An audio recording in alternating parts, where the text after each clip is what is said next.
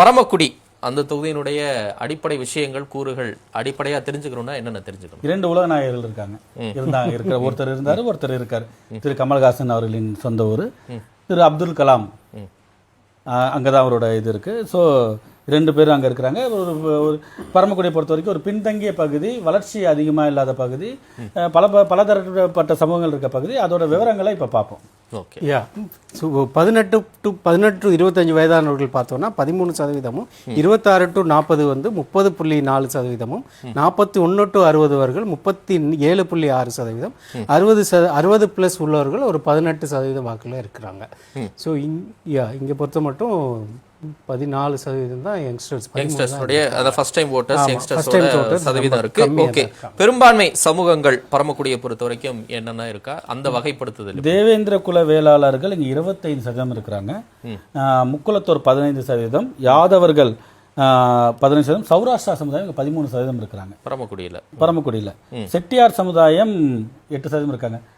இவங்க சந்திரசேகர் சாருக்கு சொந்த ஊர் தானே பரமக்குடியா? யாருக்கு? விஜய் அவங்க. ஆமா, இல்ல அவரு ராமநாதபுரம் தான், பரமக்குடி தான். அடுத்ததா இந்த மக்களுடைய பிரச்சனைகள் கோரிக்கைகள் என்னவா இருக்கு? இது மிக ஒரு பின்தங்கிய பகுதி. இங்கே எந்த பெரிய அடிப்படை வசதிகள் எதுவுமே இல்லை, அரசு மருத்துவமனையில் போதிய மருத்துவர்கள் இல்லை. தொடர்ச்சியாக எல்லா தொகுதியிலையும் இந்த குற்றச்சாட்டு இருந்துகிட்டே இருக்கு. நீங்கள் இப்போ கவனிச்சிங்கன்னா தெரியும். ஒருவேளை அரசு மருத்துவமனையில் ஏன் அந்த மாதிரி இருக்குன்னு தெரியல. நிறைய அரசாங்கம் இன்வெஸ்ட் பண்ணிட்டு தான் இருக்காங்க. உட்புற சாலையில் போதிய தெருவிளக்கு வசதி இல்லை, விளக்குகள் எரிய மாட்டேங்குது. சிப்காட் போன்ற பெரிய தொழிற்சாலைகள் இளைஞர் வேலை தேடி அதிகமாக வெளிநாட்டுக்கு போகிறாங்க இங்கேருந்து. அதே போல் திருப்பூர் மாதிரி, சென்னை மாதிரி இடத்துக்கு கூலி தொழிலாளிகளாக நிறைய பேர் இங்கே வரதுக்கான ஒரு வாய்ப்புகள் இருக்குது. சில பூங்காக்கள் இருக்கு, ஆனால் அதில் செடி கொடிகள் வாங்கி விளையாட்டு உபகரணங்கள் பயன்படுத்த முடியாதபடி இருக்குது.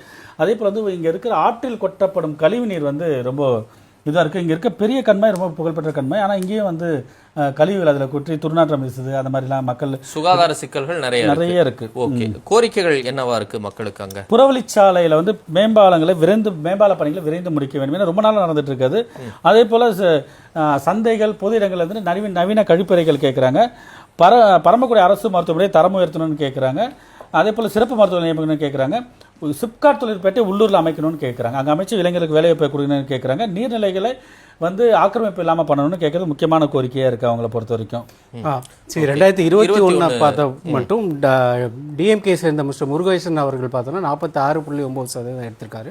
ஏடிஎம்கே பொறுத்த மட்டும் சதன் பிரபாகர் அவர்கள் 39.6%, நாம் தமிழரை சேர்ந்த சசிகலா அவர்கள் 9% வாக்கு எடுத்திருக்காங்க.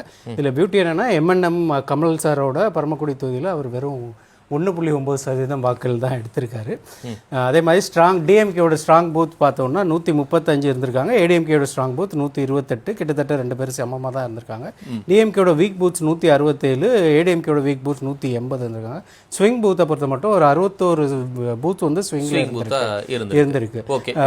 பாராளுமன்றத்தை பொறுத்த மட்டும் அகைன் நவாஸ்கனி அவர்கள் 41, ஓபிஎஸ் அவர்கள் 33.2, நாம் தமிழர் அவர்கள் 10% வாக்கு எடுத்திருக்காங்க.